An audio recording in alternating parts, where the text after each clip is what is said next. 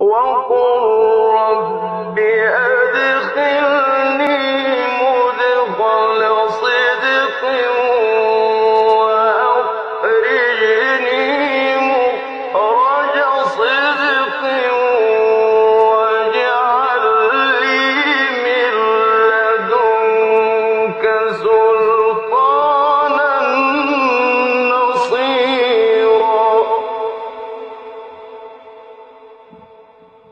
أعوذ بالله من الشيطان الرجيم. بسم الله الرحمن الرحيم، والصلاة والسلام على أشرف المرسلين سيدنا محمد وعلى آله وصحبه أجمعين. اللهم اجمعنا عليك ولا تكلنا إلا إليك. أرنا اللهم الحق حقا وارزقنا اتباعه، وأرنا الباطل باطلا وارزقنا اجتنابه، واجعلنا من عبادك الصالحين وجندك الغالبين وأوليائك المقربين برحمتك يا أرحم الراحمين. Aujourd'hui, nous abordons la 5e séance concernant l'étude de la moralité islamique. Et aujourd'hui, on va parler du domptage de l'ego. Nous avons parlé déjà de l'ego, nous avons parlé du cœur. Et maintenant, on va parler un petit peu des moyens et des outils qu'il faut utiliser pour dompter justement son ego et ne pas le laisser contrôler le cœur, ne pas le laisser dévier la moralité du musulman. Alors, certaines personnes prétendent qu'il est impossible pour une personne de changer son tempérament. Et d'ailleurs, cette confirmation, on l'entend assez souvent, parfois chez certains, notamment chez des non-musulmans, chez certains musulmans et notamment chez des non-musulmans, qui disent, lorsqu'on dit la fameuse formule « chasse le tempérament, il revient au galop ». Autrement dit, il est pratiquement impossible de changer le tempérament de quelqu'un. Et donc, à partir de là, on s'inscrit dans la fatalité, en ce sens qu'on a l'impression que tout est joué et que parce qu'on a façonné un certain tempérament, un certain profil psychologique et comportemental, donc il n'y a aucun moyen de le changer ou bien de l'adapter par rapport au contexte. Or, ceci, bien entendu, par rapport à l'islam, est quelque chose qui est absolument faux. Allah tabaraka wa ta'ala donc nous enjoint dans le Coran à plusieurs reprises d'avoir un bon comportement, de se contrôler, et ceci est la preuve même qu'on a la capacité de le faire. Sinon, Allah azza wa jal, c'est-à-dire sa demande serait absurde. Wa hasha. Le prophète sallallahu alayhi wa sallam dit à ce propos: ittaqillaha haythuma kunt, ittaqillaha haythuma kunta wa atbi'is sayyi'ata al-hasanata tamhuha. Crains Dieu là où tu es et fais suivre la mauvaise action par une bonne action et tu l'effaceras, tu la verras effacée, c'est-à-dire la mauvaise action, et comporte-toi avec les gens avec une bonne éthique ou d'une bonne éthique. Et si le prophète sallallahu alayhi wa sallam nous enjoint d'adopter une bonne éthique, c'est que ça rentre dans nos capacités et que l'être humain est capable de contrôler son éthique. Certes, Allah tabaraka wa ta'ala nous a dotés de certains penchants dont on ne peut pas se défaire dans la situation normale d'un être humain, à part s'il est malade ou s'il a beaucoup vieilli.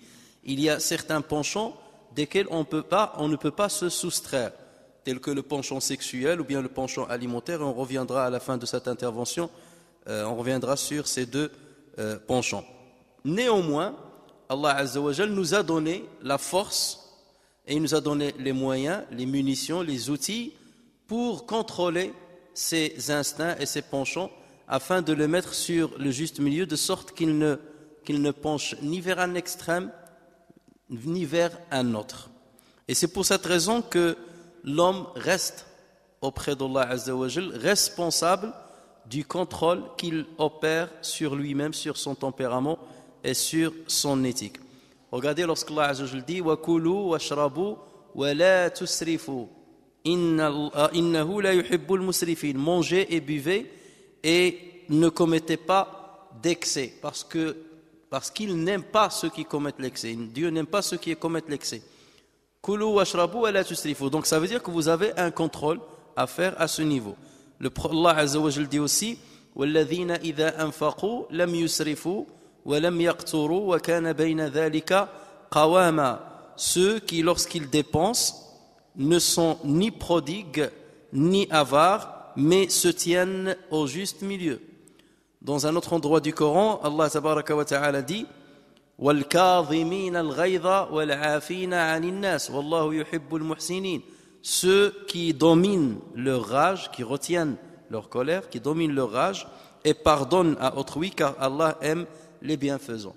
Donc, tous ces textes-là nous montrent justement que l'islam considère que le contrôle du tempérament, le contrôle de l'éthique est quelque chose qui est dans la capacité de l'être humain, et c'est sur ce contrôle que l'être humain sera jugé le jour de jugement.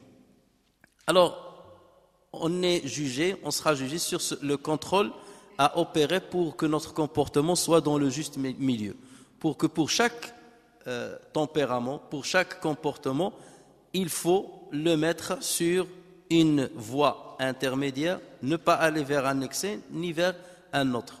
C'est comme le fait de dépenser l'argent, la dépense d'argent, ne pas être dépensif, ne pas être dépensif, c'est-à-dire donner énormément et gaspiller énormément, et ne pas être avare, retenir l'argent. Donc il y a un juste milieu à observer. Et cet équilibre ne peut s'acquérir que de deux manières. La première manière, c'est que Allah Azza wa Jalla nous dote depuis l'enfance d'une bonne éthique. Et c'est là où vous voyez parfois certains enfants déjà à leur jeune âge qui ont un certain self-control. Nous voyons qu'ils ne sont pas comme les autres enfants, ils sont beaucoup plus sages, ils sont beaucoup plus sereins, ils se contrôlent mieux, ils ont de la sagesse, ils ont de la pudeur, contrairement à beaucoup d'autres enfants. Donc soit Allah Azza wa Jalla les a choisis dès le départ et il leur a donné ce genre de capacité, ces germes de la bonne moralité. C'est le cas des prophètes, c'est le cas des messagers et c'est le cas de certaines personnes qu'Allah Azza wa Jalla a choisies. Après, c'est la sagesse d'Allah Azza wa Jalla, pourquoi il a choisi ceux-là plutôt que d'autres. Ça peut être le simple fait de rétribuer un père ou un grand-père qui accomplissait des ad'iyah, des invocations, des supplications à Dieu pour que son enfant soit quelqu'un de bien. Donc pour récompenser le père ou pour répondre à l'invocation du père ou de la mère qui était pieux ou qui était pieuse, Allah Azza wa Jalla fait de sorte que son enfant ait déjà une bonne éthique. Et c'est pour cela que le prophète sallallahu alayhi wa sallam nous a appris que même lorsqu'on veut accomplir l'acte charnel avec son conjoint, on s'adresse à Allah Azza wa Jalla en disant Allahumma jannibna ash-shaytan wa jannibi ash-shaytana ma razaqtana. Seigneur, épargne-nous ou bien écarte-nous de Satan et écarte Satan de ce que tu vas nous donner. Ça veut dire si tu nous donnes un enfant, fais de sorte de le protéger contre les insufflations sataniques. Cette supplication, cette invocation n'est pas anodine. Et cette invocation, c'est pas de la forme, c'est du fond. C'est du fond.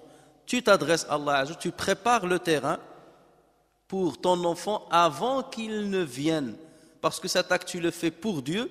Et le fait d'engendrer un enfant, tu le fais aussi pour Dieu parce que ton objectif et ton intention, et c'est là où il faut insister, ton intention est de mettre sur terre, par la grâce d'Allah Azza wa Jal, par la volonté d'Allah Azza wa Jal, un enfant qui va rester sur le bon chemin, à qui tu vas transmettre les bonnes valeurs. Donc si tu pars déjà avec cette intention, il se peut que ton enfant bénéficie d'une dotation divine depuis son jeune âge. Et bien entendu, ça, ce n'est pas le cas de tout le monde. Voilà le premier moyen par lequel on peut acquérir la bonne éthique et la bonne moralité. Le deuxième moyen, il s'opère par l'exercice, par le mujahada, par la fourniture d'efforts. C'est que le musulman va consacrer une bonne partie de son temps, une partie de sa vie, à parfaire son comportement, à l'orienter, à dompter ses instincts, à dompter son ego pour qu'il soit sur le droit chemin. Quelque part, il prend un référentiel, le référentiel par exemple le prophète sallallahu alayhi wa sallam, ou bien un savant, et on va en parler, ou bien un homme pieux, et il dit je veux me comparer, ou bien je veux me rapprocher du comportement de ce personnage. Et donc dans ce cas, il commence à s'efforcer au fur et à mesure à y arriver. Mais bien entendu, ce n'est pas un exercice facile. Ça demande énormément d'efforts. On tombe et on remonte, on tombe, on remonte, on risque de régresser, mais il faut se relever et avancer. C'est exactement comme l'accomplissement d'un sport. Au départ, vous voyez bien qu'il est très difficile de patienter devant la fatigue, devant la souffrance, mais arrive à un certain moment où on gagne le second souffle, comme on dit, et dans ce cas, la course devient un plaisir. Quelqu'un qui fait de la course, à partir d'un certain moment, la course devient un plaisir et une nécessité, un besoin. Donc il en est de même pour la prière, pareil. Le prophète Allah Azza wa Jalla dit dans le Coran, Inna as-salata tanha 'anil fahsha'i wal munkar. La prière empêche la turpitude et le blâmable. Donc c'est un moyen de purification de l'âme, c'est un moyen de contrôle de son ego. Mais cette prière-là, il faut qu'elle soit bien accomplie. Il faut respecter les exigences requises pour qu'elle soit acceptée par Allah Azza wa Jalla et pour qu'il ait un effet positif sur l'être humain. Mais cette prière-là, ce n'est pas du jour au lendemain qu'on la déguste. Au départ, on la voit très lourde pour nous, ça devient comme une contrainte de vie, à chaque fois, c'est-à-dire ponctuer sa vie quotidienne avec un temps d'arrêt pour entrer en contact avec Allah Azza wa Jalla. Ce n'est pas une tâche facile. Se relever très tôt pour accomplir la prière à l'heure, ce n'est pas une tâche facile. Mais lorsque le musulman s'efforce de le faire, il passe à ce second souffle dans lequel il va déguster la bonne saveur de la prière et dans lequel il bénéficiera des fruits de la prière. Et ces fruits, lesquels fruits Allah Azza wa Jal a mis dans cette adoration afin de rendre service à ses serviteurs. Parce que s'il n'y avait pas ces fruits-là, imposer la prière à des musulmans ne sert absolument à rien.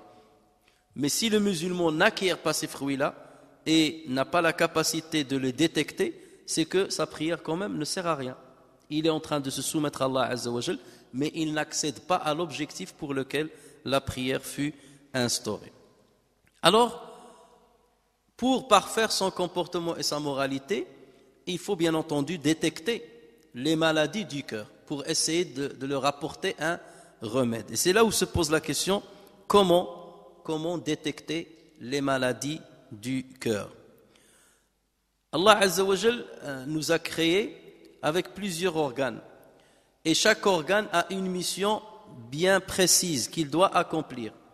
Et quand est-ce qu'on détecte la défaillance de cet organe? C'est lorsque la mission commence c'est-à-dire n'est plus accomplie ou elle est accomplie d'une manière donc qui n'est pas optimale. Lorsque Allah Azza wa Jal nous a créé l'œil a été créé pour regarder, pour voir, pour observer. Et dès lors que je vois que ma vision a diminué ou que la vision s'est complètement arrêtée, donc là c'est un signal que la vue, il y a une maladie dans l'œil et il faut l'opérer ou bien il faut lui apporter un remède.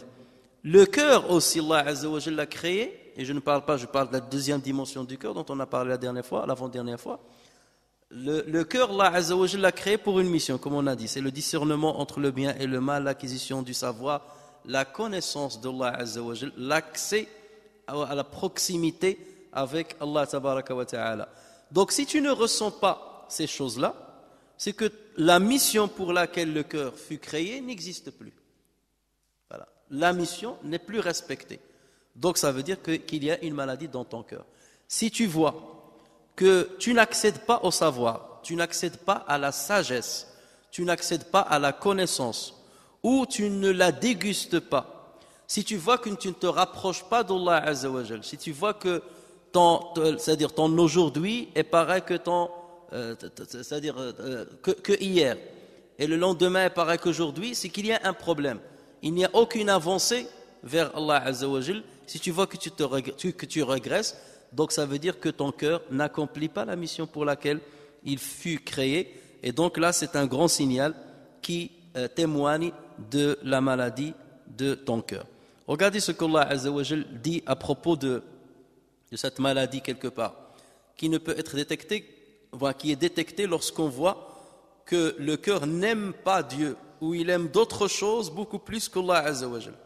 Allah Azza wa Jal dit à ce propos, قُلْ إِنْ كَانَ آبَاؤُكُمْ وَأَبْنَاؤُكُمْ وَإِخْوَانُكُمْ وأزواجكم وعشيرتكم وأموال اقترفتموها وتجارة تخشون كسادها ومساكن ترضونها أحب إليكم من الله ورسوله وجهاد في سبيله فتربصوا حتى يأتي الله بأمره والله لا يهدي القوم الفاسقين. Dit, si vos pères, vos enfants, vos frères, vos épouses, vos clans, les biens que vous gagnez, le négoce dont vous craignez le déclin et les demeures qui vous sont agréables vous sont plus chers qu'Allah, son messager, et la lutte dans le sentier d'Allah, alors attendez qu'Allah fasse venir son ordre et Allah ne guide pas les gens pervers.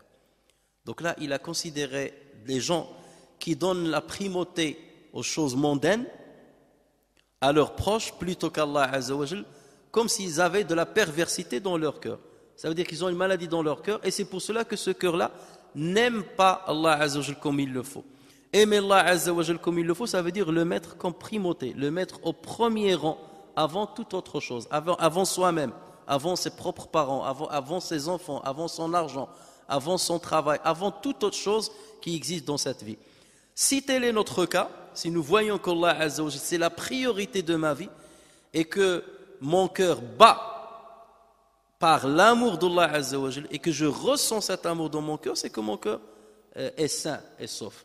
Mais si en revanche je vois qu'il y a une défaillance dans cet amour-là, ou que parfois donc l'amour d'autre chose passe au-dessus de l'amour d'Allah Azza wa Jal, ou que la cause de Dieu devient quelque chose de secondaire dans ma vie, c'est qu'il y a un problème dans ton cœur. Et c'est le cas de la majorité des musulmans. Il faut être sérieux avec soi-même. C'est le cas de la majorité des musulmans, autrement dit, nous avons des maladies dans nos cœurs, donc ça c'est un fait. Il n'y a pas à chercher ou à douter là-dessus et dire non, il y a des maladies dans nos cœurs, encore faut-il maintenant accéder aux remèdes, chercher les remèdes et savoir comment soigner ce cœur de ces maladies. Plusieurs moyens peuvent aider le musulman justement dans l'entreprise de détecter les maladies. Parce qu'un cœur, il n'a pas qu'une seule maladie. Là, c'est pour dire le cœur est malade, on l'a dit. Le cœur est malade. Mais quelle est sa maladie? Elle réside où? Donc, elle peut résider dans plusieurs endroits parce qu'il y a une multitude de maladies dans le cœur. C'est exactement comme lorsqu'on va vous parler de maladies psychiatriques. Il y a une multitude de maladies psychiatriques. Les maladies de diabète, il y a plusieurs maladies de diabète, puis il y a plusieurs niveaux de diabète, et ainsi de suite. Mais comment détecter, comment savoir détecter où réside ma maladie? Parce que pour apporter un remède à la maladie, il faut déjà la détecter, il faut la diagnostiquer. Et c'est là où réside le problème, c'est que beaucoup d'entre nous ne diagnostiquent, ils disent ils ne sont pas malades. Tu dis, moi je n'ai pas de problème, moi je suis naturel. Je suis la référence, je suis c'est-à-dire le juste milieu quelque part. Donc là, il n'y a même pas besoin d'aller plus loin. Mais lorsque je sais qu'il y a une maladie, donc là, il faut commencer à la diagnostiquer. Comment accéder à ce diagnostic? Donc on peut passer par différents moyens, différentes méthodes. Alors la première méthode, c'est le fait de fréquenter un savant, connaisseur, un érudit, connaisseur, qui connaît très bien les secrets de l'âme et qui maîtrise bien entendu les secrets de la religion. Autrement dit, ce n'est pas un charlatan, ce n'est pas quelqu'un qui va bricoler. Il connaît déjà le cadre de la religion, de la jurisprudence islamique, parce que c'est cette jurisprudence qui lui montre le cadre de ce qui est licite, de ce qui est illicite, des moyens à utiliser pour purifier les cœurs. Mais il faut qu'il connaisse justement les secrets de l'âme, les secrets du cœur, les secrets de la bonne spiritualité islamique. Pourquoi je précise ceci?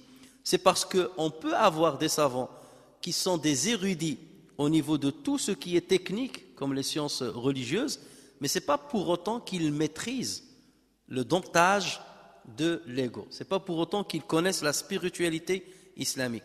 Tout simplement parce qu'ils n'ont jamais acquis ça, voilà, ou bien ils ne s'en sont jamais intéressés, ou ils voient que ça ne doit pas nous intéresser. Nous avons une frange maintenant de gens qui considèrent que étudier la spiritualité islamique ça ne sert absolument à rien. c'est du sophisme, c'est de l'égarement, c'est de l'hérésie, parce que certains justement sont tombés dans la débauche, ou dans la déviance, ou dans un excès. Donc ils pensent que toute personne qui va s'intéresser à cette voie, forcément elle sera dans la déviance. Alors que ce n'est pas du tout le cas. Lorsque je suis immunisé par la connaissance jurisprudentielle et que je connais mes limites, les interdits, les choses permises et ainsi de suite, là, je peux m'enfoncer dans le domaine de l'étude de la spiritualité, dans le domaine de la découverte de l'âme et de ses secrets, et c'est ce qui va me permettre de parfaire mon comportement. Regardez les savants autrefois. Ils s'intéressaient à ce domaine beaucoup plus que l'intérêt qu'ils donnaient à l'acquisition de la science technique, de l'information. L'imam Malik, vous connaissez tous l'imam Malik, lorsque sa mère l'a envoyé chez l'imam Rabi'a, rahimahullah. C'était un grand imam, très célèbre à Médine, et donc il a pris son enfant et l'a très bien habillé, donc il a mis des bons habits, un bon turban, et il lui a dit, va chez Rabi'a, va apprendre chez Rabi'a, mais je te conseille d'apprendre de lui sa moralité avant d'apprendre de lui sa science. Apprendre de lui sa moralité d'abord avant d'apprendre la science. Ceci vous montre déjà que cette femme-là était bien entendu intelligente et que cette femme-là a déjà bien préparé son enfant pour qu'il soit plus tard un grand savant. La préparation d'un savant commence dès le jeune âge et non pas à partir de 20 ans ou plus. L'imam Ibn Wahb, rahimahullah, qui est un élève de l'imam Malik, lui-même il disait, ce que nous avons appris de l'éthique de Malik, ce que nous avons appris de l'éthique et de la moralité de Malik est beaucoup plus que ce que nous avons appris de son savoir. Ce que nous avons appris de son éthique, c'est beaucoup plus que ce que nous avons appris de son savoir. Autrement dit, ces gens-là, lorsqu'ils s'asseyaient devant un savant, ils le regardaient, ils scrutaient son comportement, les moindres détails de ses gestes, de sa parole, de son état d'être, et ils essayaient de mimer un petit peu, dans le bon sens bien entendu, de mimer ce qu'il est, en allant dans les profondeurs du cœur, et non pas en adoptant seulement les apparences. Il s'est habillé avec un djellaba, je vais m'habiller avec un djellaba. Il a laissé pousser sa barbe, je vais laisser pousser sa barbe. Il a mis le qub de djellaba, je vais mettre le qub de djellaba. Et il a baissé la tête, je vais baisser la tête. C'est pas ça. Mimer un savant, c'est savoir les profondeurs de ce qu'il a dans son cœur. Et lui, bien entendu, il doit être capable de te transmettre ces valeurs-là. Il doit te montrer comment soigner l'intérieur de ton cœur. C'est cela le bon apprentissage de l'éthique. L'imam Abdullah ibn al-Mubarak, qui est un grand savant, un grand jurisconsulte, un grand muhaddith et un grand ascète en même temps, disait, j'ai cherché l'éthique pendant 30 années. Puis j'ai cherché le savoir pendant 20 années. J'ai cherché l'éthique d'abord, la moralité islamique pendant 30 années, puis j'ai cherché la science pendant 20 années. Et il a dit sur les prédécesseurs, il a dit, et il cherchait toujours l'éthique avant la science. Et il cherchait toujours l'éthique avant la science. Et lorsqu'au jour d'aujourd'hui, on met la science devant l'éthique, on égare et on s'égare. On égare et on s'égare. Et c'est pour cela que vous voyez le prophète sallallahu alayhi wa sallam, dans sa vie, il n'avait pas des assises où il faisait asseoir les musulmans et il commençait à leur apprendre. Ce qui est obligatoire dans la prière, il y en a 6. Ce qui est surérogatoire, il y a ceci. Ce qui est kada, il y a ceci. Il n'a jamais opéré de cette manière. Il disait, priez comme vous me voyez faire. Mais lui, il était en train de travailler les cœurs. Il est en train de travailler le cœur. C'est pas qu'il ne s'intéressait pas à ce qui est technique, il le diffusait, mais d'une manière moins importante que l'éducation qu'il donnait à ses compagnons. Et d'ailleurs, même le Coran, lorsque vous voyez comment le Coran descendait pendant la période mécoise et pendant la période médinoise, vous voyez le changement. Il y avait d'abord la préparation des cœurs, la préparation de la spiritualité, la crainte de Dieu, la crainte de l'au-delà, la projection vers l'au-delà, et ensuite les décrets, les obligations, les injonctions sont venus au fur et à mesure. Le terrain était déjà bien préparé. Et c'est la même méthodologie qu'il faut suivre lorsqu'on est dans l'apprentissage ou lorsqu'on est un musulman qui veut se cheminer vers Allah Azza wa Jal.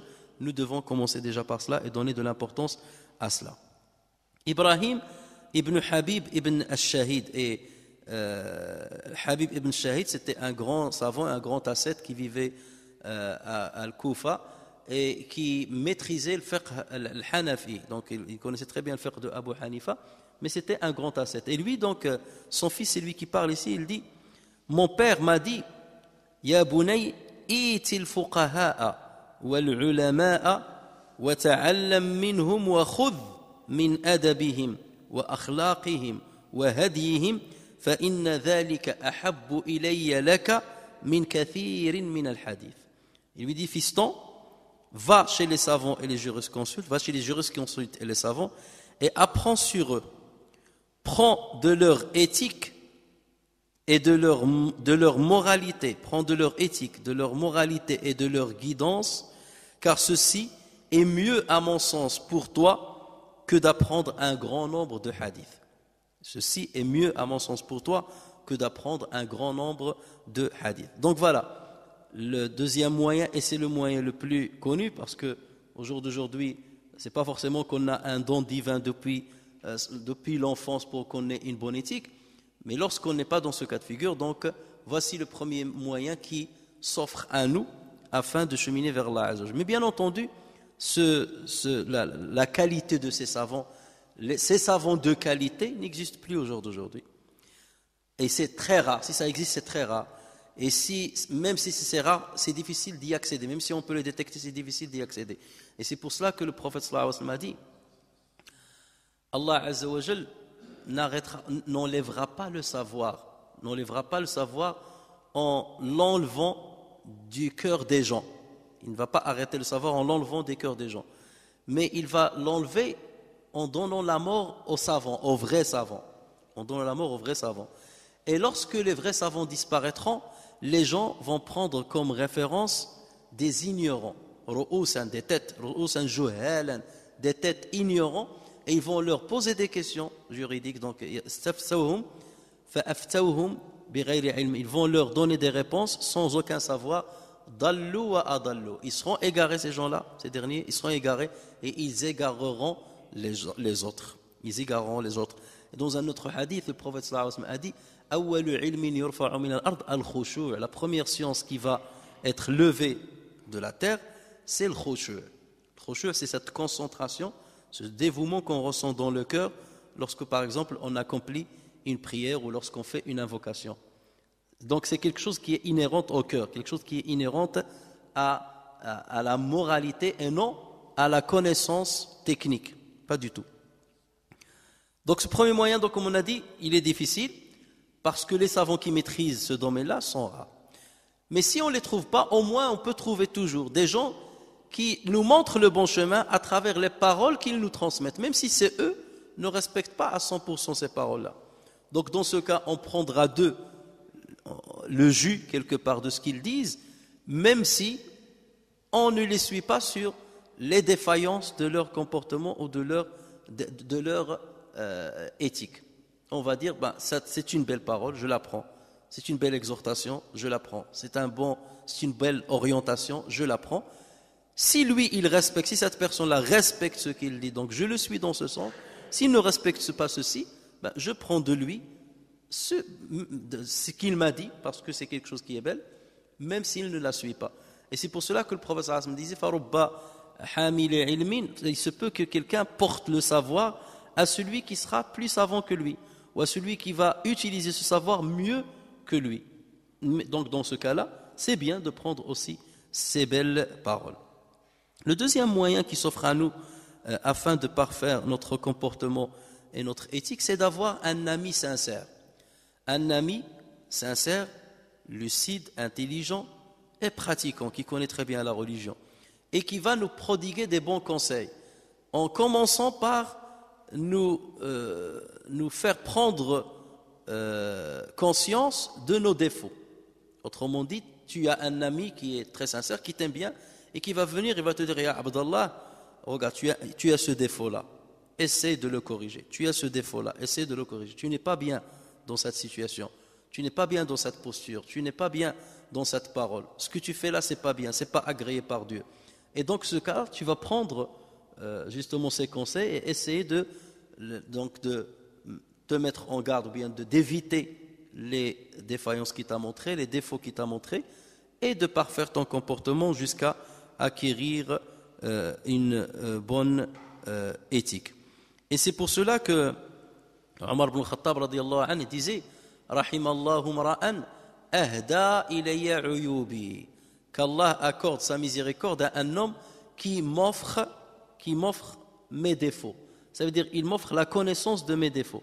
Regardez Omar ibn Khattab, il était content que quelqu'un vienne le voir pour lui dire ça c'est un défaut, ça c'est un défaut, parce que sans ceci il risque d'être aveugle devant certains défauts qui lui sont qu'il a, parce qu'il n'a jamais eu un œil donc attentif, et cet œil attentif peut être le conseil de quelqu'un qui lui est proche ou d'un ami. Et c'est pour cela que Omar ibn Khattab radiyallahu anhu, et un jour il est allé voir Salman al-Farisi. Et Salman c'était quelqu'un très ascète qui ne s'intéressait pas beaucoup à la vie. Et voilà pourquoi Omar aimait apprendre conseil auprès de ce genre de personnes. Et donc il lui a dit Malladhi balaraka anni mimma takrah. Qu'est-ce que tu as eu comme information me concernant de ce que tu détestes, de ce que tu n'aimes pas? Est-ce que tu as entendu sur moi quelque chose que tu détesterais? Et Salman radiallahu anhu lui a dit épargne-moi cela. C'est-à-dire je ne veux pas te dire ce que j'ai entendu, épargne-moi cela, je ne veux pas te répondre à cette question.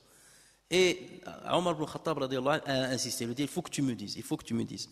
Et donc Salman a fini par lui dire ce qu'il a entendu comme mal. Il lui a dit Balagani annaka jama'ta bayna idamaini fi ma'idatin wahida. J'ai entendu dire que tu as rassemblé deux sauces dans la même table à manger. Ça veut dire qu'il t'est arrivé de manger sur une table et d'avoir par exemple, deux plats avec deux sauces différentes. Donc pour lui, pour Salman al-Farisi, c'était quelque chose de grave. Et ensuite, il lui a dit, et j'ai appris aussi que tu avais deux vêtements. Un que tu mettais pendant la journée et un que tu mettais pendant le soir. Et donc, Omar ibn Khattab, il lui a dit, est-ce que tu as entendu autre chose que cela? Il lui a dit non. Il lui a dit, concernant ces deux-là, je vais te les épargner. Ça veut dire, à partir d'aujourd'hui, je ne mangerai jamais deux sauces sur la même table et je n'aurai jamais deux vêtements, c'est-à-dire chez moi. Je me contenterai d'un seul vêtement. Vous allez me dire, mais c'est exagéré. Oui, mais c'est exagéré pour nous, bien entendu. Mais ces gens-là se sont tellement effacés de l'ici-bas, de ce monde, se sont détachés de ce monde, que ce qui est considéré pour nous déjà comme c'est-à-dire avoir deux sauces, c'est rien pour nous. Là, d'abord, pour un simple sandwich, lorsqu'ils te disent qu'est-ce que tu veux dans le hada, tu lui dis vas-y, la kada, la première, la deuxième, la troisième, et rajoute bien. À leur époque, c'était de l'inconcevable, ce qui est maintenant chez nous simple et à notre portée. Alors, c'était pour eux quelque chose de très grave. C'était pour eux une exagération dans l'attachement à la vie. Et Omar ibn Khattab, il allait jusqu'à aller voir Hudhayfa ibn al-Yaman radiyallahu anhu, qui était le compagnon à qui le prophète sallallahu alayhi wa sallam a confié le nom de tous les hypocrites de Médine. Il lui a confié ce secret-là. On disait que c'était celui qui protégeait ou bien qui gardait le secret du prophète sallallahu alayhi wa sallam. Et Omar ibn Khattab, il allait le voir et lui disait Ya Hudhayfa, anta sahibu sirri rasulillahi fil munafiqin. Tu es le compagnon du prophète sallallahu alayhi wa sallam qui garde son secret concernant les hypocrites. فهل ترى علي شيئا من آثار النفاق. Est-ce que tu vois en moi quelque chose qui témoignerait que je suis un munafiq? Et il était sincère dans cette demande-là. Est-ce que tu vois en moi des signes de l'hypocrisie? Donc regardez ces gens-là qui voulaient aller chez les gens de confiance pour leur dire dis-moi que sont mes défauts. Daoud Ta'i, qui est mort en 165 de l'Hégire, et c'était aussi un ascète, et c'était un jurisconsulte, et c'est lui, je me suis trompé, c'est lui qui maîtrisait le madhab al-Hanafi. Donc lui, il s'est écarté des gens. À un moment, atazal, c'est-à-dire il ne fréquentait pas les gens. Il faisait sa prière et il sortait tout de suite après, il s'écartait des gens. Et les gens, certains sont venus le voir, ils lui disent, mais pourquoi tu t'écartes des gens? Pourquoi tu t'écartes des gens? Et regardez sa réponse, et nous savons très bien que le prophète sallallahu alayhi wa sallam dit, celui qui fréquente les gens et patiente devant leur mal, c'est mieux que celui qui ne les fréquente pas et ne patiente pas devant leur mal. Il lui a dit, وَمَاذَا أَصْنَعُ بِأَقْوَامٍ يُخْفُونَ عَنِّي عُيُوبِ. Que voulez-vous que je fasse de gens qui me cachent mes défauts? J'ai rien à faire avec eux. Et parce qu'ils ne se permettent pas de me donner mes défauts, donc je ne vais pas les fréquenter. Donc c'est pour vous dire, c'est des gens qui étaient dans une autre dimension. Mais bien entendu, pour arriver à ce degré-là, pour que l'un de nous aille voir son frère qu'il aime bien et lui dire dis-moi mes défauts. Et pour qu'on arrive à ce degré-là, déjà, il ne faut pas qu'on ait une maladie dans le cœur. Et celui qui a une maladie dans le cœur, il ne pourra pas se permettre d'arriver jusqu'à ce degré-là, d'aller demander à son ami dis-moi mes défauts, cite-moi mes défauts. Et si on n'arrive pas à le faire, c'est que nous avons justement, s'il y a quelque chose qui nous empêche de le faire, c'est que nous avons déjà des maladies dans le cœur. Et si jamais d'aventure quelqu'un vient te voir, un frère à toi, un proche à toi, il te dit voilà, écoute, je vois chez toi un défaut, je vais te le citer. Avant qu'il ne parle, tu vas lui dire mais moi j'en connais 3 chez toi. Déjà avant que tu parles, c'est la réaction instinctive que nous avons face à ce genre d'attitude. Donc tout ça c'est pour dire que ce deuxième moyen aussi est très difficile pour la majorité des musulmans. Le troisième moyen pour connaître les maladies de son cœur, c'est d'écouter ce que disent tes ennemis sur toi. Tes ennemis, ceux qui ne t'aiment pas, forcément ils vont te critiquer jusqu'au bout. Et dans leur critique, il y a beaucoup de mensonges, certes. Il y aura beaucoup de mensonges, beaucoup de calomnies.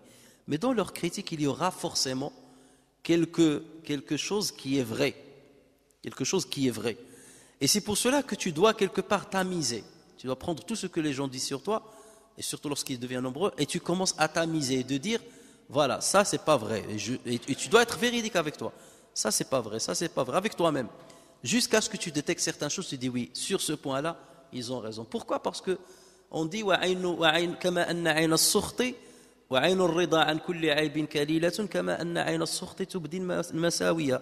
l'œil de satisfaction est aveugle devant tout défaut. L'œil de satisfaction est aveugle devant tout défaut. Donc lorsque nous nous voyons avec l'œil de satisfaction, on est incapable de voir nos défauts. Mais l'œil du mépris, et l'œil du mépris c'est celui de ton ennemi. L'œil du mépris dévoile les défauts. Donc ce sont tes ennemis qui dévoilent beaucoup plus tes défauts et qui vont oser te le dire, soit directement, soit indirectement. Donc profite justement de ce genre de critique pour essayer de détecter là où réside la maladie dans ton cœur afin que tu puisses commencer le traitement de cette maladie.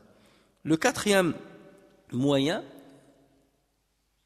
pour accéder justement à la connaissance des maladies de son cœur, c'est d'être attentif au comportement des gens, d'une manière générale. Tu es attentif au comportement des gens, non pas dans le sens de les juger, non pas dans le sens de les mépriser, non pas dans le sens de les rabaisser et de te voir supérieur à eux, mais dans le sens de dire, ben tiens, celui-là par exemple il parle trop, celui-là il est un peu orgueilleux, celui-là, mais tu lui dis pas, ça reste entre toi et toi,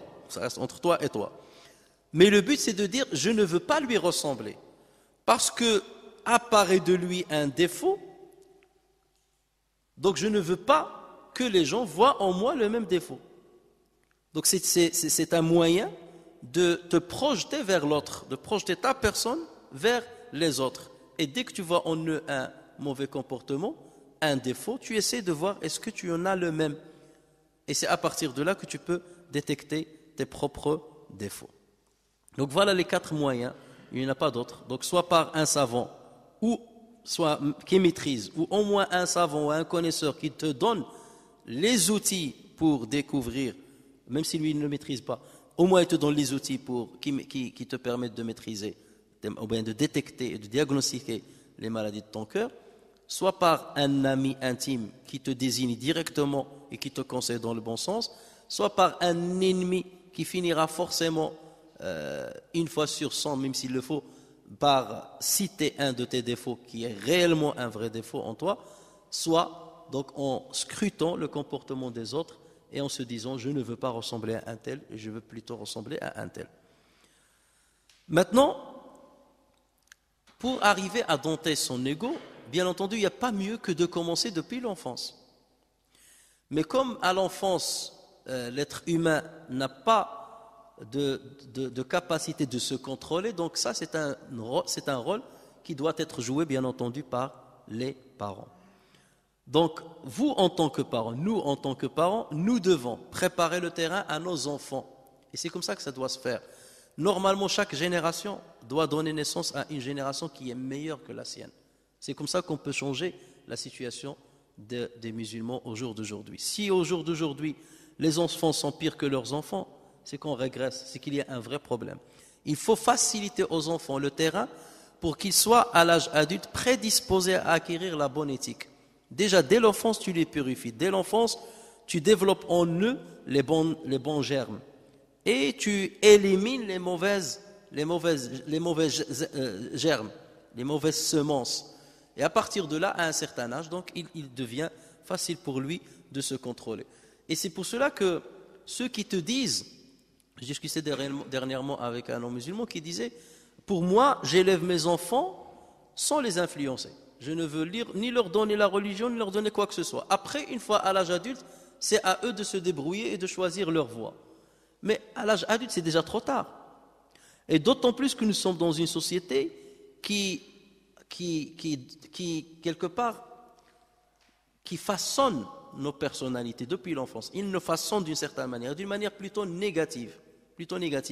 Donc si l'enfant est tordu depuis l'enfance, il ne faut pas espérer qu'à l'âge de 18 ans, il arrive à s'améliorer. Et c'est ça l'ambivalence qui existe chez beaucoup d'entre nous. C'est que tu trouves un grand écart entre la connaissance que nous avons de la religion, même je dirais la conviction que nous avons de notre religion, et la traduction de ces convictions dans notre vie quotidienne. Tu trouves l'un parmi nous qui aime la religion, il te dit l'islam, masha'Allah, les principes de la religion, et s'il est devant un non-musulman, il va défendre l'islam comme le meilleur avocat du monde. Mais lui-même, il n'arrive pas à pratiquer ce qu'il dit. Pourquoi ? Parce que depuis l'enfance, il a grandi avec énormément de complexes, énormément de faiblesses, énormément de défaillances, énormément de nœuds. Et une fois à l'âge adulte, même si son cerveau, même si sa raison a pu lui montrer le bon chemin, il n'arrive pas à traduire les informations en un comportement. Il trouve du mal.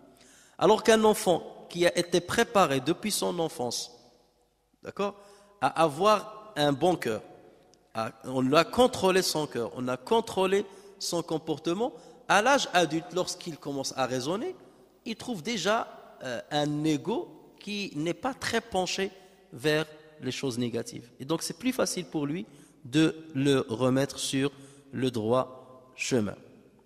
Et c'est pas pour rien que le prophète sallallahu alayhi wa sallam dit « Kullu mawloudin yuladu ala al-fitra » Chaque nouveau-né prend naissance, ou bien, naît, sort dans la vie avec le fitra, avec la nature innocente qu'Allah Azza wa Jal lui a donnée.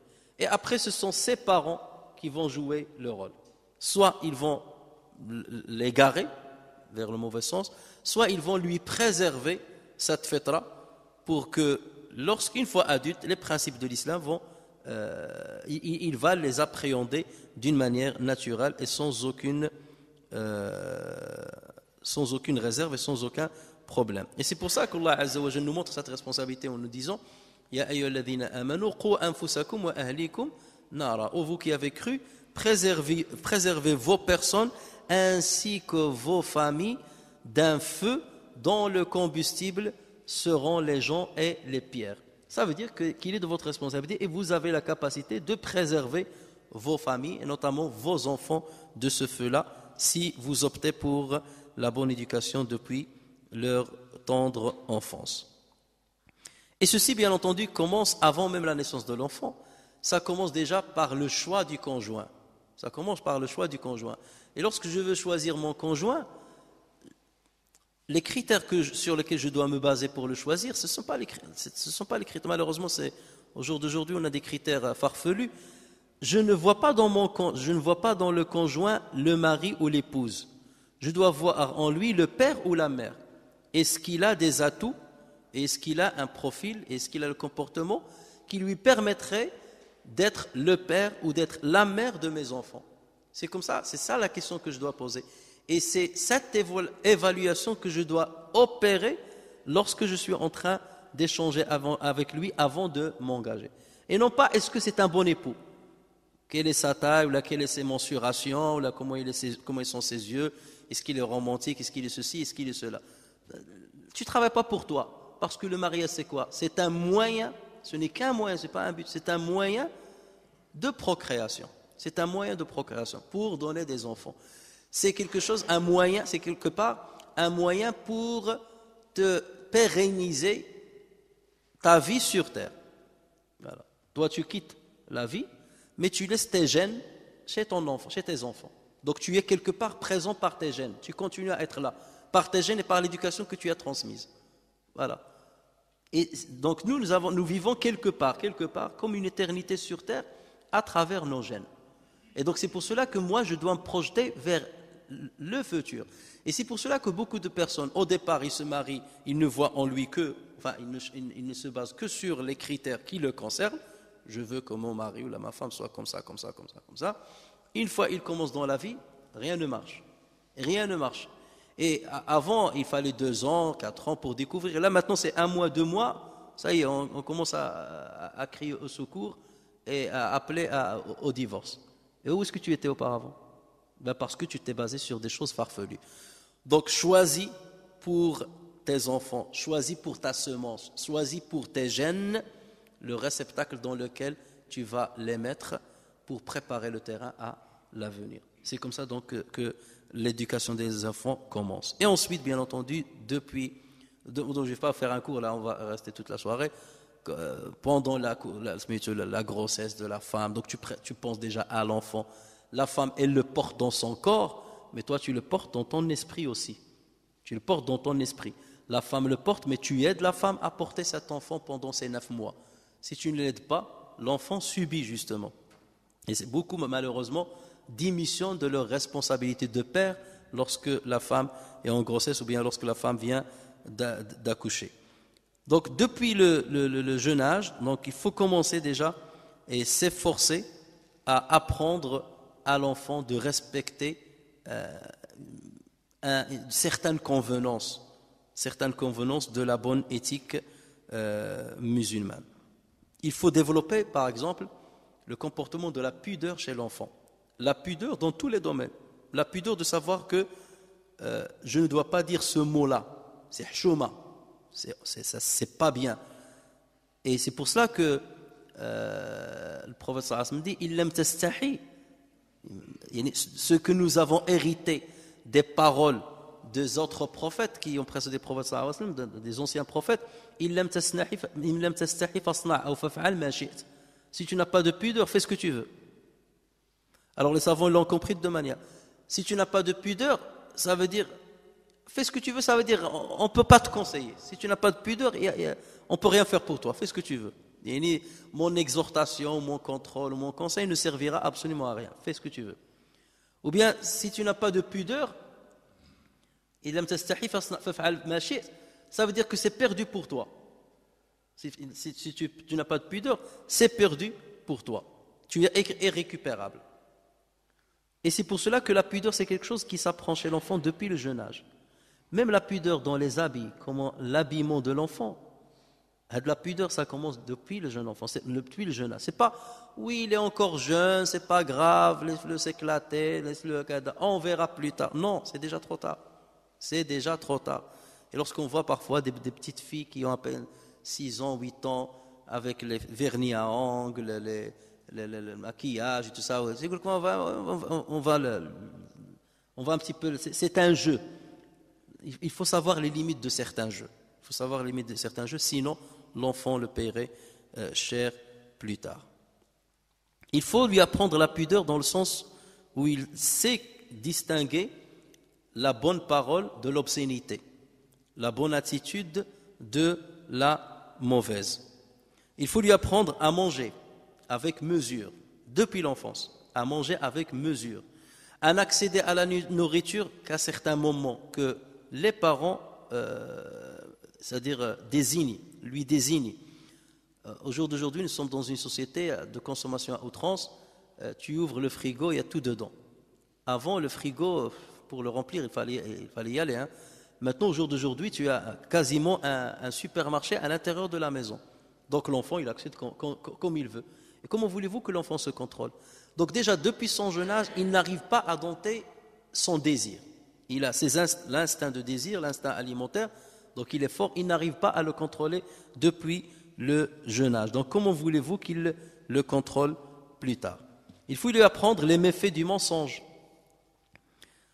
et l'encourager à dire la vérité même s'il a commis une faute. Parce que l'enfant, lorsqu'il commet un mal, et tu lui dis, est-ce que c'est toi qui l'as fait? Non, c'est pas moi. Donc il ne faut pas laisser passer des choses comme ça. Depuis l'enfance, il faut lui apprendre que la vérité, c'est quelque chose, je suis intransigeant concernant la question de vérité. Et dis-moi, et je ne te punis pas. Mais la vérité, c'est la bonne éthique. Tu lui apprends depuis l'enfance que le mensonge, c'est quelque chose qui est abominable. Il faut lui apprendre de ne pas se vanter devant ses pères parce que ses parents sont riches ou parce que ses parents détiennent certaines notoriétés. Donc c'est depuis le jeune âge qu'on commence à préparer justement ces ébauches de bons comportements pour plus tard. Lui apprendre le respect des parents, des professeurs, des personnes âgées. Tout cela donc, c'est pour vous montrer que si on accomplit un bon travail pour nos enfants, nous leur facilitons la tâche. Quelque part, nous devenons ces savants-là, ces savants dont on a parlé au début, ce premier moyen qui permet aux croyants de parfaire sa moralité. Sahl ibn Abdillah Tusturi, rahimahullah, qui est un grand savant, disait, lorsque j'étais enfant, j'avais à peine 3 ans, je me réveillais la nuit et je voyais mon oncle maternel, qui s'appelait Mohammed ibn Siwar, prier pendant la nuit. Et donc il disait, à chaque fois que je me réveille la nuit, je le trouve en train de prier. Donc déjà, au niveau de la mémoire d'un enfant, ça marque un homme qui prie en pleine nuit. Et un jour, donc, il est venu me voir et il m'a dit, je vais t'apprendre quelque chose. Avant de dormir, tu vas répéter dans ton cœur, mais pas avec ta langue, dans ton cœur, ces 3 phrases. Tu dis, Dieu est avec moi, Dieu me voit et Dieu me surveille. Répète-la 3 fois chaque nuit avant de dormir. Et il a dit, et je suis resté quelques jours à le faire, et je suis venu le voir un jour, je lui ai dit, je l'ai respecté, je l'ai très bien fait. Et il m'a dit, maintenant, à chaque fois que tu veux dormir, répète-la 7 fois. Et donc, je me suis appliqué à le faire pendant une longue période. Après, donc, lorsque je lui en ai fait part, il m'a dit, maintenant, tu commences à la dire 10 fois. Et j'ai commencé à la dire, et après, il m'a dit, maintiens et applique-toi à dire ces 3 phrases 10 fois chaque nuit jusqu'à la fin de ta vie, jusqu'à ce qu'on t'inhume dans ta tombe. Et il a dit, je me suis engagé à le faire. Et il a dit, jusqu'à ce que ces paroles-là ont trouvé du sens dans mon cœur, jusqu'à ce que j'ai commencé à aimer ces paroles-là, à les savourer dans mon cœur. Et un jour, donc, lorsque je suis devenu adulte, donc il m'a dit, Ya Sahl, celui qui se sent accompagné par Dieu et qui se sent observé par Dieu et qui se sent surveillé par Dieu ne peut pas commettre de péché. Donc maintiens-toi sur cette voie. Et il a dit ces simples phrases et cette simple orientation de l'enfance qui m'a servi pendant toute ma vie. Donc tout ça c'est pour vous dire qu'il faut exceller et innover dans les méthodes à utiliser pour que nos enfants soient sur le droit chemin. Et je termine maintenant par le contrôle que nous devons accomplir sur l'ego dans 2 domaines majeurs. D'une manière générale, dans le domaine du désir, bien entendu. Si nous contrôlons nos désirs, nous contrôlons notre ego. Mais il y a 2 voies, notamment, qu'il faut contrôler. Le désir alimentaire, donc l'instinct alimentaire, et le désir sexuel, l'instinct sexuel. Ce sont ces 2 domaines. Si on arrive à bien les contrôler, on arrivera à dompter notre ego. Le prophète sallallahu alayhi wa sallam a dit, celui qui me garantit celui qui me garantit l'entre-deux lèvres et l'entre-deux jambes, je lui garantirai le paradis. Celui qui me garantit que, ça veut dire il ne dira que du bien, il ne mangera que du bien, il contrôlera ce qu'il mange, il contrôlera ce qu'il dit, et il me garantit ce qu'il y a entre ses deux jambes, ça veut dire ses parties intimes, donc ne jamais tomber dans la fornication et l'adultère, je lui garantirai le paradis. Voilà, c'est un contrat. Garantissez-moi ces deux choses, je vous garantis le paradis. Et concernant l'instinct alimentaire, le prophète sallallahu alayhi wa sallam a dit dans un hadith rapporté par Tirmidhi, jamais le fils d'Adam n'a rempli de récipient pire que son ventre. Il suffisait pourtant au fils d'Adam quelques bouchées pour subvenir à ses besoins. Et même s'il lui en fallait absolument davantage, qu'il réserve donc le tiers de son estomac à son manger, l'autre tiers à son boire et le dernier tiers à sa respiration. C'est vrai que ces conseils-là, c'est un conseil hygiénique, c'est un conseil diététique pour avoir un bon corps et pour ne pas tomber dans des maladies, mais c'est en même temps un conseil qui nous permet de contrôler notre ego d'une manière générale, nos instincts d'une manière générale. Lorsqu'on mange, kulu washrabu wa la tusrifu, mangez et buvez, mais sans excès, parce que Allah Azza wa Jalla n'aime pas ceux qui tombent dans l'excès. Ça, c'est un conseil qui reste d'actualité et qui restera d'actualité. Beaucoup aiment la sunna du prophète sallallahu alayhi wa sallam. Je dis toujours, c'est bien d'aimer la sunna du prophète sallallahu alayhi wa sallam, c'est bien de mimer l'apparence du prophète sallallahu alayhi wa sallam, mais allons jusqu'au bout, mimer aussi son apparence au niveau physique, au niveau morphologique. Le prophète sallallahu alayhi wa sallam n'avait pas de gros ventre, il n'avait pas de gros ventre, son ventre était plat. Pourquoi? Parce que justement, il ne se permettait pas de trop manger. Ça aussi, c'est une sunna à suivre, et je crois qu'elle est beaucoup plus prioritaire que d'autres sunan. Selon Ibn Abbas, le messager du prophète sallallahu alayhi wa sallam passait plusieurs nuits successives le ventre vide. Les membres de sa famille ne trouvaient pas de quoi dîner. La plupart de leur pain était d'orge. Le hadith est rapporté par At-Tirmidhi. Un jour, un homme rota devant le prophète sallallahu alayhi wa sallam. C'est Jasha. Il rota devant le prophète sallallahu alayhi wa sallam. Et le prophète sallallahu alayhi wa sallam lui dit, Kuffa anna jusha'ak. Retiens devant nous ton rot. Et ensuite il lui a dit, fa inna aktharahum shaba'an fi dunya atwalahum ju'an ghadan yawm al-qiyamah. Il lui a dit, ceux qui sont les plus rassasiés, dans l'ici-bas, sont ceux qui auront les plus longues fins le jour de résurrection. Ceux qui auront les plus longues fins le jour de résurrection. C'est pas seulement question de, c'est parce que ceux qui sont rassasiés, ça veut dire qu'ils ne se contrôlaient pas. Ils ne contrôlaient pas leur ego. Et donc le contrôle de l'ego passe aussi par le contrôle de ce que nous mangeons et de la manière dont nous mangeons. Et pour ce faire justement, nous avons rapidement 4 choses à faire. D'abord, ne manger que ce qui est licite et s'abstenir devant ce qui est illicite. Et les savants disent, l'adoration à côté de la consommation de l'illicite, c'est comme la construction sur les vagues de l'océan. Manger de l'illicite tout en adorant Dieu, c'est comme si vous êtes en train de construire sur les vagues de l'océan. Vous ne pouvez rien construire. Les vagues feront tomber tout ce que vous essayez de mettre en place. Le deuxième point, c'est diminuer la quantité de ce que nous mangeons au quotidien. Et le verset coranique est clair là-dessus. Wa kulu washrabu wa la tusrifu. Troisièmement, multiplier le jeûne surérogatoire. Ce n'est pas pour rien que le prophète sallallahu alayhi wa sallam a insisté sur ce point-là, le fait de jeûner les lundis, le jeudi, les jours surérogatoires que le prophète sallallahu alayhi wa sallam nous a bien désignés. Et l'autre chose, c'est respecter la diététique, les exigences ou bien les convenances de la bonne diététique, parce que déjà ça sauvegarde notre santé. Et dire qu'on sauvegarde notre santé, ça veut dire qu'on sauvegarde aussi notre adoration. Parce que quelqu'un, lorsqu'on tombe malade, il devient difficile de bien adorer Dieu. Lorsqu'on est malade, ça devient difficile de bien adorer Dieu. Lorsque tu as un diabète non équilibré, tu ne peux plus jeûner.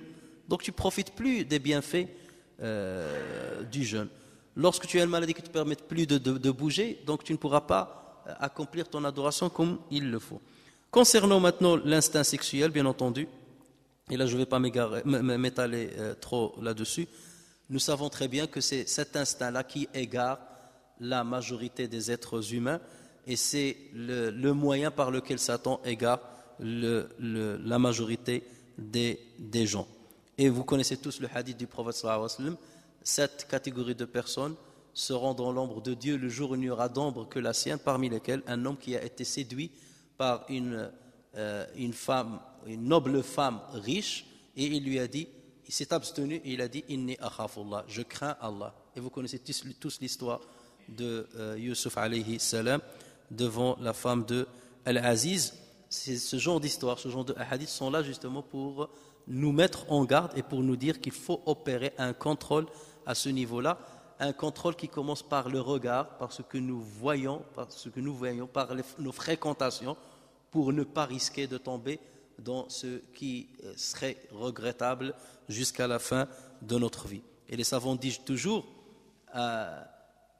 lorsque tu risques de tomber dans un péché qui va t'accorder une jouissance ou un plaisir de quelques minutes, pense à la punition, au châtiment et à la douleur et au supplice que tu goûteras, que tu risques de goûter dans l'enfer pendant plusieurs années, sinon pendant l'éternité. Donc le contrôle de l'ego passe principalement par le contrôle des désirs, entre autres notamment le désir alimentaire, l'instinct alimentaire et l'instinct sexuel. C'est comme ça que nous nous contrôlons et c'est comme ça qu'on peut commencer à opérer un bon domptage de tous nos instincts. Donc c'était la quatrième ou la cinquième grande introduction à ce cours, et à partir, Inch'Allah, de la semaine prochaine, nous allons commencer par parler de afat al-lisan, les dégâts des mots. Donc on va commencer à passer en revue tous les dégâts qu'on commet à cause de nos paroles et comment l'islam traite ces méfaits-là ou traite ces mauvais comportements et que faut-il faire pour que nous puissions guérir de ce genre de maladie. نفعني الله وإياكم بالقرآن الكريم وبحديث سيد الأولين والآخرين وغفر الله لي ولكم ولسائر المسلمين سبحانك اللهم وبحمدك نشهد أن لا إله إلا أنت نستغفرك ونتوب إليك سبحان ربك رب العزة عما يصفون وسلام على المرسلين والحمد لله رب العالمين.